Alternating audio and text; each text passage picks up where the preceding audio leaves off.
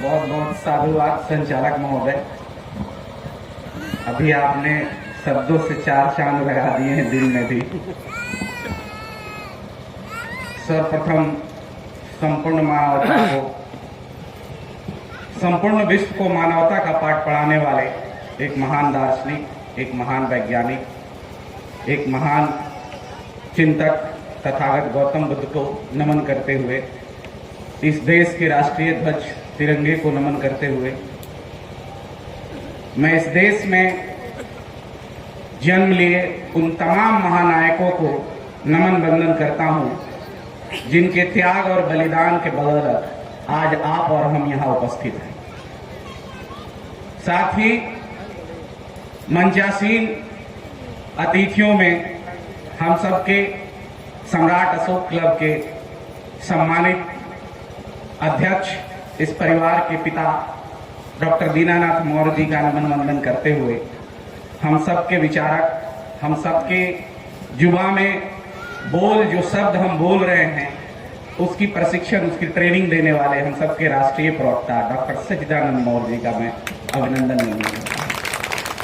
साथ ही जिनके संसर्ग में, इस संगठन में आने के बाद मैंने बहुत धैर्य और शालीनता को सीखा है, शीतलता को सीखा है, हमारे राष्ट्रीय महाप्रबंधक महोदय डॉक्टर आर.पी. मौर्य, उनका भी मैं नमन वंदन करता हूं। साथ ही तमाम हमारे सम्राट अशोक क्लब के जांबाज कार्यकर्ता, क्रांतिकारी साथी, जिनसे मैं प्रतिदिन कुछ न कुछ सीखता हूं और आह्लादित होता हूं कि मैं इतने सुंदर परिवार में आकर जुड़ गया। शायद मैं जहां था, शायद मुझे लगता था कि मैं ही अहले जिंदगी जी रहा हूं सर, क्योंकि जहां मैं था शायद इंडिया में नहीं होता, आउट ऑफ इंडिया होता, और देश दुनिया की जो भी भौतिक सुख होती है वो शायद मेरे पास होती, आज भी होती, लेकिन उससे कहीं अधिक होती।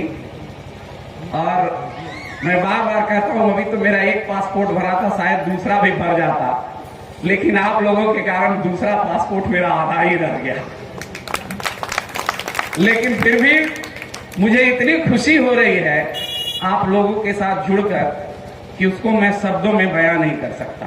इसलिए आज इस कार्यक्रम में, इस गांव में, इस हुंकारगंज की माटी को नमन करता हूं, और उससे भी पहले इस माटी सृजन के बीच संपूर्ण मातृशक्ति को प्रणाम सादर नमन करता हूं, तथा जिसका नाम अभी हमारे पूर्व के वक्ता महोदय ने लिया, इस देश में एक ऐसी मां पैदा ली जिसको हम कहते हैं शिक्षा की देवी, माता सावित्रीबाई फुले, उनको प्रणाम करते हुए मैं बहुत बहुत साधुवाद करता हूं मंचासीन अतिथि सावित्रीबाई फुले को प्रतिबिंबित करती हुई हमारी छोटी बहन को, जो आज उसको यहाँ इस मंच से प्रतिबिंबित कर रही है और कह रही है कि हाँ, इस देश में सावित्रीबाई फुले थी और जिसने क्रांति की उसी का मैं प्रतिरूपा यहाँ बैठी हूँ।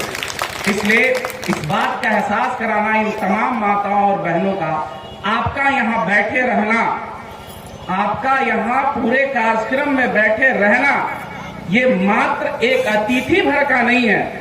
आप एक सिर्फ अतिथि नहीं है, आप ये अपने आप को महसूस कीजिए कि आप जितनी देर यहाँ बैठेंगे, इस गांव की बहू बेटियां, माँ बहन और आने वाली पीढ़ी माता सावित्रीबाई फुले को याद करेंगी और उनके पथ पर चलने के लिए अग्रसर होंगी। ये आप उनको प्रतिबिंबित कर रही हैं। इसलिए मैं तो जो हमारी आज यहाँ उपस्थित हैं बीपीआरओ मैडम, उनसे मैं निवेदन करूंगा कि इसी मंच पे नहीं, ये मेरा करबद्ध प्रार्थना है, इसी मंच पे नहीं, जब कभी भी आपको ऐसे सार्वजनिक, ऐसे को आप लोक सेवक हैं, जब कभी भी आपको ऐसे सार्वजनिक मंच पे जाने का मौका मिले तो आप कम समय नहीं बल्कि बहुत अधिक समय लेके आइए। किस लिए? इसलिए नहीं कि ये कौम बैठी है, इसलिए कि ये कौम बैठी है। इसको आपको पथ दिखलाना है। जब ये देखेंगे, क्योंकि जिस कौम से आप आती हैं उस कौम का इस देश में क्या हाल है, आपसे बेहतर पढ़ने लिखने के बाद कोई नहीं समझता होगा। और उसी की लड़ाई सम्राट अशोक क्लब भी उस संस्कृति की लड़ाई लड़ रही है। जहां तक बात विषय वस्तु की है, तो आज के विषय वस्तु पे मैं तो पहले ही बोला, हम लोग जो बोल रहे हैं, मैं छात्र था भाई टेक्निकल, मैं तो इंजीनियरिंग बैकग्राउंड से हूं, लेकिन इतिहास को पढ़ा कर जब यूपीएससी की तरफ गया, उधर मेंस लिखा, और जब से 8 साल 10 साल से जब दिल्ली आदर्श इंस्टीट्यूट में पढ़ा रहा हूं, लेकिन जितना मैं इतिहास सीख रहा हूं शायद वो उधर सिलेबस में भी नहीं था। और आज के डेट में मैं पहले भी आपको बताते रहा हूं कि इस बिहार में ही कम से कम हमारे जो है स्टूडेंट 17 बीपीएससी वाले जो है एसडीएम और उस रैंक के पदाधिकारी हैं, लेकिन इतना पढ़ाने के बाद भी जब मैं सर के सामने आता हूं तो अपने आप को अधूरा पाता हूं।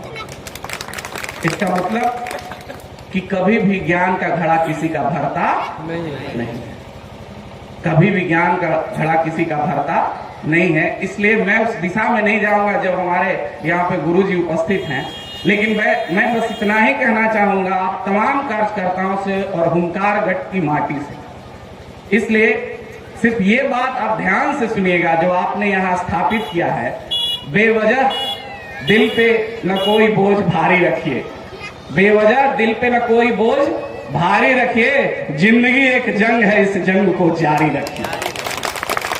बेवजह दिल पे कोई बोझ न भारी रखिए, जिंदगी एक जंग है इस जंग को जारी रखिए। कितने दिन जिंदा रहेंगे इसकी चिंता न कीजिए, कितने दिन जिंदा रहेंगे इसकी चिंता न कीजिए, किस तरह जिंदा है इसकी खुमारी रखिए। और बात है प्रतीक की, राष्ट्रीय एकता और अखंडता की, तो देखिए मंच से या कहीं भी इंसान जो है दो बातों को बोलता है अपने जीवन में भी, कभी भी या तो झूठ बोलता है या तो सच बोलता है। नहीं, या तो वो झूठ बोलता है या तो सच बोलता है, बीच का कभी कुछ नहीं बोलता है। तो चाहे इस मंच के माध्यम से, चाहे पूर्वज के इतिहास के माध्यम से, पूरे भारत के इतिहास या आपके घर परिवार में कभी भी आदमी दो ही चीज बोलता है कि तो झूठ मत बोलो सच बोलो, यानी दो ही बातें रह जाती हैं, झूठ नहीं बोलो या सच बोलो। और मैं कहता हूं कि इसमें 3 वाक्य आते हैं। एक, झूठ बोलना, जो सबको झूठ बोलना नहीं चाहिए।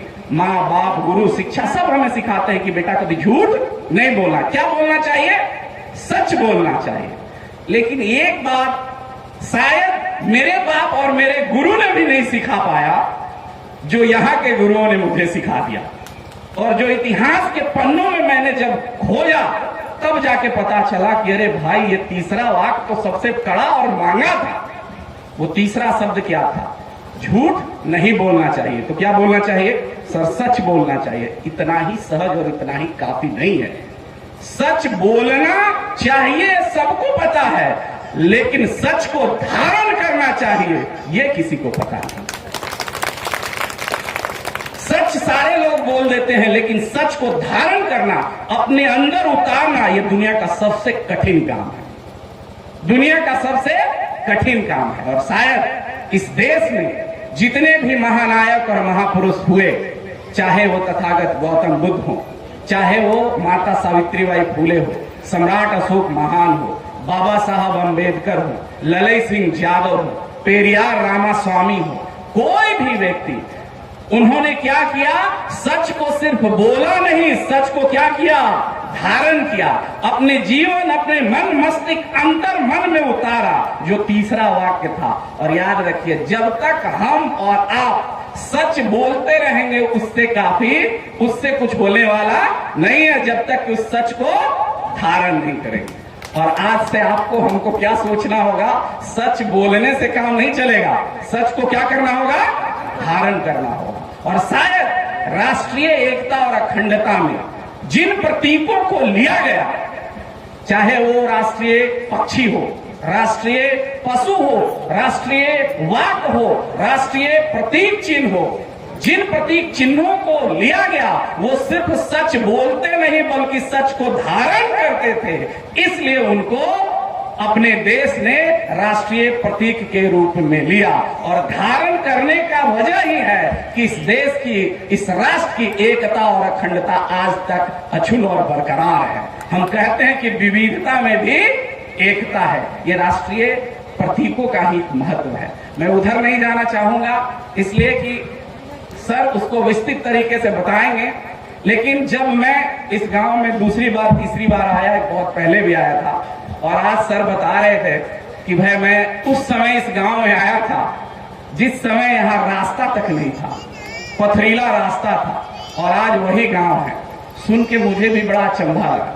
फिर मुझे एक सत्य, अगर संचालक महोदय समय हो तो मैं एक सत्य घटना है जिसको मैंने पढ़ा है, सुना भी है, एक सत्य घटना है, उसको मैं आपके जहन तक लाना चाहता हूं और ध्यान से सुनिएगा। उत्तर अमेरिका में, वहां से उत्तर अमेरिका में एक कबीला है, ट्रीटमेंट इलाज होकर ठीक हो गया। उत्तर अमेरिका में एक कबीला था, उस कबीले में करीब 2000 की आबादी रही होगी। उस कबीले में जब कोई भी बच्चा जन्म लेता था तो 4 महीना के बाद अंधा हो जाता था। जन्म लेने के 4 महीने के बाद अंधा हो जाता था। यह सच्ची घटना है सर। क्यों अंधा हो जाता था? जब भी बच्चा जन्म लेता था 4 महीने की आयु होती थी वो अंधा हो जाता था। ऐसा इसलिए था कि वो जो कबीला आदिवासी इलाका जो बसा हुआ था तो जंगल के इसी तरफ पहाड़ों के तराई में जंगल में बसा हुआ था, और वहां एक प्रकार की मक्खी पाई जाती थी। वो मक्खी का ऐसा विष होता था, या यूं कहे पॉइजन, कि अगर वो 4 महीने के अंदर बच्चे को काट ले तो बच्चे की आंख की रोशनी चली जाती थी। और चूंकि मक्खी इतनी बहुतायत थी, इतने प्रचुर मात्रा में थी कि मक्खी से कोई अपने बच्चे को बचा भी नहीं पाता था। लेकिन होता क्या था, जब मक्खी 4 महीने के अंदर बच्चे को काटती थी, 6 महीने के बाद बच्चा कॉन्शियस होता था, उस मतलब थोड़ा सा जागरूक होता था, चीजों को बोलने लफ्ज को सीखता था, तो वो अंधा ही बड़ा हो जाता था। और उस पूरे गांव की सर 2000 की आबादी अंधी की अंधी थी। लेकिन वो सारे के सारे लोग सारे काम करते थे, खेती गृहस्थी पशुपालन सब कुछ। कैसे? बिना मतलब आंख तो थी लेकिन उसमें रोशनी नहीं थी, फिर भी सारे लोग मजे से जी रहे थे, अच्छे तरीके से जी रहे थे। और ये सदियों से चलते आ रहा था। बिना आंख के ही लोग थे, क्योंकि 4 महीने के अंदर में वो मक्खी काट लेती थी, वो बहुत ज्यादा बहुतायत मात्रा में थी। किसी तरीके यह बात शहर में गई, और शहर में जो साइंटिस्ट होते हैं, डॉक्टर्स होते हैं, जो जीवों पर रिसर्च करते हैं, जो दवाइयां बनाते हैं, उसी में एक रिसर्चर लड़का था। उसको जब ये बात पता चला कि भाई वहां कबीले में एक ऐसी मधुमक्खी पाई जाती है जो काट लेने पे 4 महीने के अंदर अगर काट ले तो बच्चा अंधा हो जाता है, वो जांबाज, वो वैज्ञानिक जूनियर, वो बोला कि हम अब रिसर्च वहीं करेंगे और हम वहीं जाएंगे। पता है उसके माँ बाप ने, उसके घर परिवार, उसके जितने कॉलेज के फ्रेंड्स से बोले, अरे पागल है, जाएगा तुम भी अंधा हो जाएगा। क्योंकि वहां इतनी मधुमक्खी है कि उसमें मधुमक्खी से कभी ना कभी तो काट ही लेगा, कितना भी मच्छरदानी लगा के रहो, तुम्हारी आंखें चली जाएंगी। उस बच्चे ने, उस डॉक्टर ने जिद किया कि नहीं मुझे जाना है वहां, मैं देखना तो है कि भाई अंधे होते कैसे, भाई इतना लोग अंधा है और काम भी कर रहा है। जब वो वहां पहुंचा उस कबीले में तो देख रहा है कि वहां एकदम सुंदर सा गांव है, सारी चीजें हैं, सब कुछ व्यवस्थित है। बिना रोशनी के ही माँ खाना बना रही है, बेटे को दे रही है, बेटा भी खा रहा है, पति कमाने जा रहा है, सब कुछ हो रहा है, खेती गृहस्थी। ये आंख वाला बंदा गया, जाके चौंक गया, भाई ये कैसे हो सकता है? ये मतलब बिना आंख के सामने ऐसे उंगली किया, कोई देख नहीं रहा, बस बोली से, उसके आवाज के, चलने के आहट से सब वो पहचान ले रहे थे। बट वो तो डॉक्टर था, साइंटिस्ट था, उसको लगा कि भाई हमको तो रिसर्च करना है। लेकिन जैसे गया, अचानक मधुमक्खियों का वो झुंड आया और उसको भी काट लिया। जब मधुमक्खी उसको काटा तो मधुमक्खी के काटने से उसकी आंखें नहीं गई। तब एक निष्कर्ष पे निकला, ओ इसका मतलब मधुमक्खी, वो जो मक्खियां काटती हैं उसका एक एरा है, टाइम पीरियड है। 4 महीने के शिशु को काटेगी तो उसकी आंखें चली जाएंगी। 4 महीने के बाद अगर काटते, रिसर्च में पाया कि 4 महीने से बाद अगर बच्चे को जीवित बचा लिया जाए तो उसकी आंखें रह जाएंगी। तो एक निष्कर्ष पे तो वो निकल गया और उसका हिम्मत अब थोड़ा बढ़ गया। वो सोचा कि मैं किसी तरीके से यहाँ के बच्चों को 4 महीना कोई ऐसा पिंजरा, ऐसा मच्छरदानी बना दूं जिससे बच्चा बच जाए और उसकी आंखें न जाए, रोशनी न जाए। लाख प्रयत्न करने के बाद भी चूंकि वहां का जो आबादी था, वहां का जो माँ थी लालल का, वो कुछ न कुछ मिस्टेक कर देती थी कि मक्खी उसको काट लेती और बच्चा अंधा हो जाता। लेकिन फिर भी उनके गांव में रहन सहन में कोई परिवर्तन नहीं होता। ऐसा नहीं कि बिना आंख के वो खा नहीं पाते, चल नहीं पाते, काम नहीं कर पाते, सब एजिटिज करते थे। और इस बात से वो वैज्ञानिक भी आश्चर्यचकित था कि ये बताओ बुढ़ो बिना आंखें के सब काम कर रहा है। फिर उसको धीरे धीरे बताना शुरू किया कि भाई आंख होता है, ऐसी दुनिया है, ऐसे लोग हैं। वहां के लोग बोले अच्छा ऐसा होता है। उसने बताया हवाई जहाज होता है, ट्रेन होता है, प्लेन होता है। लोग ने कभी देखा ही नहीं, बस महसूस किया अच्छा होता होगा, हम लोग तो जानते भी नहीं है। अब जाकर 2 साल, 4 साल, 5 साल, 10 साल जब वो रिसर्च करते रह गया मक्खियों पे, तो उस गांव की एक सुंदर सी लड़की थी युवती, उससे उसको प्रेम हो गया। उस लड़के को, उस डॉक्टर को जब उसको प्रेम हो गया तो भाई बात शादी तक पहुंचेगी। तो उसने एक प्रस्ताव रखा भाई लड़की से कि भाई मैं तुमको जो है प्रेम करता हूं और मैं तुमसे शादी करना चाहता हूं। बोला तुम घर बार सब छोड़ के, बोला अरे अब तो यही मेरा जीवन हो गया, जब तक इन मक्खियों पे रिसर्च न कर लूं तब तक जाऊंगा कहां। अब मर जाऊंगा तब भी पहले इन मक्खियों को मैं नहीं छोड़ूंगा, इसकी दवाई तो बना लूं ताकि यहाँ के बच्चे अंधे न हो। फिर बोला ठीक है तो भाई मेरे पिताजी से बात करो।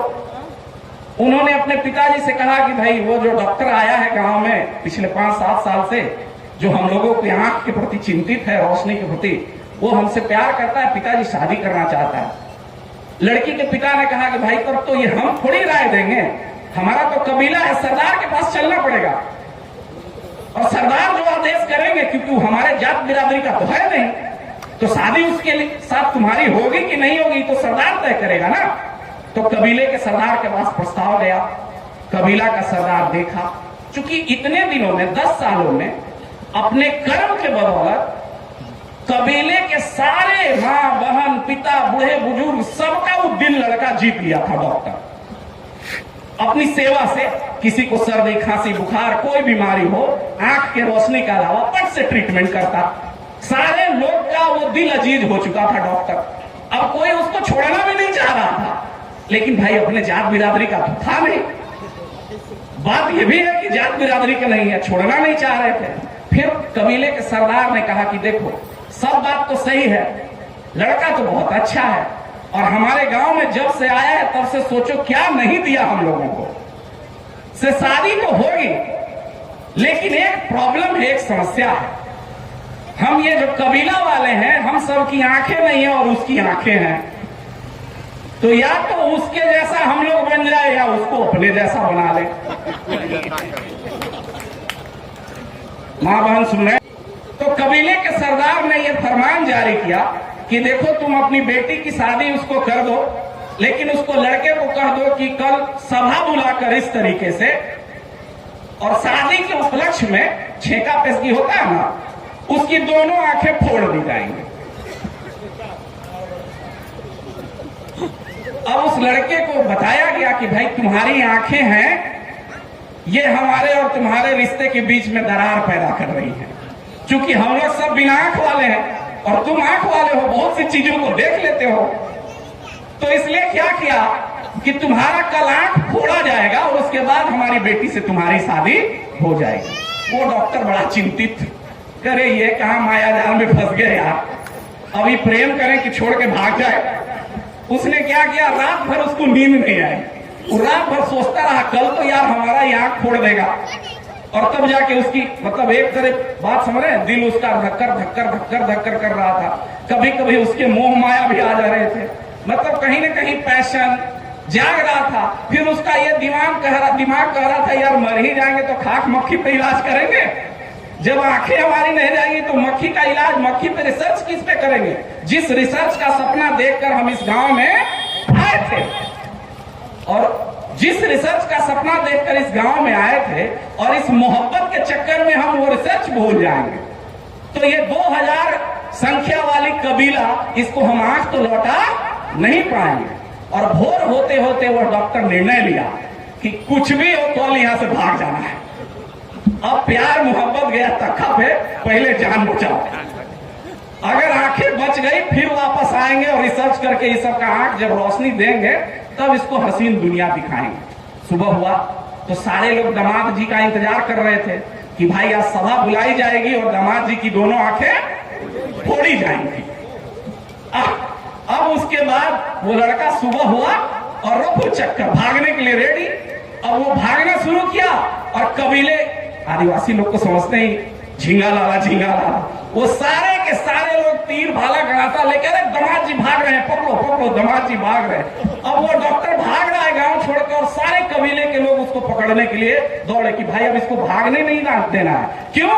क्योंकि बाहर के दुनिया को जाके बता देगा कि इतने सारे लोगों का हम लोग का आंख नहीं है, क्योंकि राज जान गया हम लोगों का कि हम लोग के पास आंख नहीं है। किसी तरीके से डॉक्टर भागते भागते भाग गया, वो शहर में चला गया और वहां जाके लोगों को बताया, अपने डॉक्टर्स की टीम को बताया, अमेरिका की गवर्नमेंट सरकार को बताया।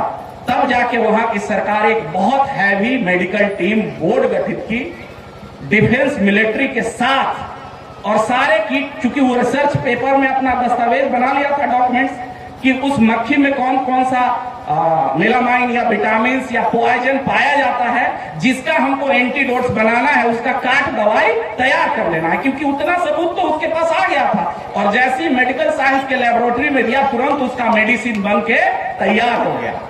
और जब मेडिसिन बन के तैयार हो गया पल्स पोलियो ड्रॉप की तरह, और तैयार हो गया, और जो आपका सरकारी एम्बुलेंस होता है ना, उसमें भर भर के कम से कम 10-20 एम्बुलेंस में वो दवाइयां पोलियो ड्रॉप्स की तरह, आई ड्रॉप्स रख ली गई, और पूरी की पूरी सरकारी सिस्टम उस 2000 लोगों के कबीले पे एकाएक हमला कर दी या घुस गए। जब घुसी तो वहां के लोग भौचक के ये क्या हो रहा है, और उसके बाद उसको समझाया गया कि मैं आपका दामाद जी, घबराइए नहीं, मैं फिर से वापस आ गया हूं। और उसके बाद जब बच्चे होने लगे तो जो बच्चा 4 महीना के अंदर था या उसके बाहर था, सबको ड्रॉप जो है पिलाया जाने लगा। और उसके बाद धीरे धीरे धीरे धीरे करके वहां के सारे बच्चे 6 महीने के बाद मक्खी के काटने के बाद भी उनकी रोशनी नहीं जाती और आंखें वापस आ गई। और वो 2000 संख्या वाला कबीला आने वाले समय में 2000 बिना आंख वाला कबीला आंख वाला कबीला बन गया। किसकी बदौलत? उस डॉक्टर की बदौलत। किसकी बदौलत? उस डॉक्टर की बदौलत। बात समझ में आ रही है? अगर आपके जहन तक गई तो एक जोरदार ताली से आप कहीं न कहीं इस देश में आजादी के बाद, आजादी के पहले, अंग्रेज के आने के पहले से हमारी इस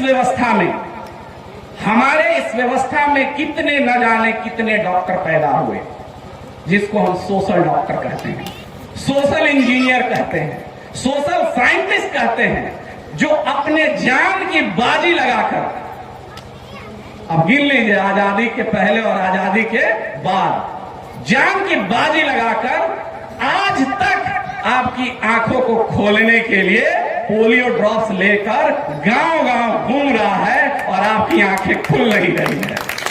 इसलिए कोशिश कीजिए कि जब वो पोलियो ड्रॉप्स वाला विद्वान व्यक्ति कोई आए तो उसका सहर्ष स्वागत कीजिए और ड्रॉप्स को पीने की कोशिश कीजिए, क्योंकि अगर नहीं पिएंगे तो ये जान लीजिए कि एक जमाने में माता सावित्रीबाई फुले शिक्षा का पोलियो ड्रॉप्स लेकर चली थी, लेकिन उस पोलियो ड्रॉप्स को मात्र मेरी एक बहन पी और स्टेज पे आ गई और बाकी बहन पीने से मन का इनकार कर दी, तो आज वही के वही खड़ी है। इसलिए कोशिश कीजिए कि उस पोलियो ड्रॉप्स को पिए और उसको आत्मसात कीजिए। इसलिए इन्हीं सब चंद बातों के साथ मैं अपनी वाणी को विराम दूंगा और ये बात कहूंगा कि जो राष्ट्रीय प्रतीक है, जो भगवान बुद्ध हैं, बाबा साहब अम्बेडकर हैं, उन्होंने सच को सिर्फ बोला नहीं, सच को अपने जीवन में उतारा। चाहे महात्मा गांधी को ही ले लीजिए भाई, आधी धोती में रहना कोई आसान काम है क्या? तो ठीक है, कुछ तो सच को जीवन में उतारा। इसलिए जितने भी भी महानायक हुए हैं, उन्होंने सच को उतारा है। और अंत में जाते जाते फिर से वही बात कहूंगा कि बादलों के दरमियान तो कुछ साजिश हुई है, बादलों के दरमियान कुछ ऐसी साजिश हुई है, और मेरा घर मिट्टी का था, मेरे ही घर बारिश हुई है। बादलों के दरमियान कुछ ऐसी साजिश हुई है, मेरा घर मिट्टी का था और मेरे ही घर बारिश हुई है। उसकी भी जिद है बिजलियां वहीं गिराने की, और मेरी भी जिद है आसियां वहीं बसाने की। इसलिए इन चंद बातों के साथ मैं अपनी वाणी को विराम दूंगा। सजग भारत, श्रेष्ठ भारत, जय भारत।